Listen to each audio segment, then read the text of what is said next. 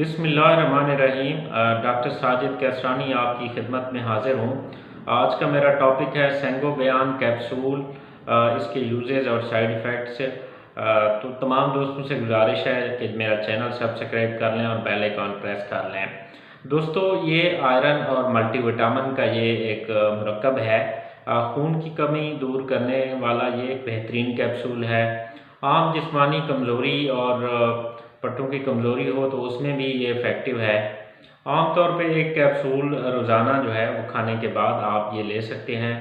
दोस्तों, इसकी जो कंपोजिशन है इसमें फेरस ग्लूकोनेट है 250 mg, विटामिन B12 है, विटामिन C है, फोलिक एसिड है, सार्बिटोल है, कॉपर सल्फेट है।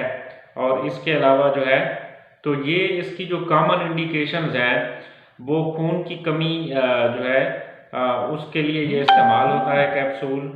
और इसके अलावा जो एनीमियाज़ हैं, कॉमन एनीमियाज़ हैं, हाइपोक्रोमिक एनीमिया है जिसको कहते हैं, या microcytic and nutritional microcytic anaemia है। तो खून की कमी की जो भी वजूहात हों या खून की कमी का जो मसला हो, उसमें ये जो दवाई है, कैप्सूल है, वो इस्तेमाल हो सकता है।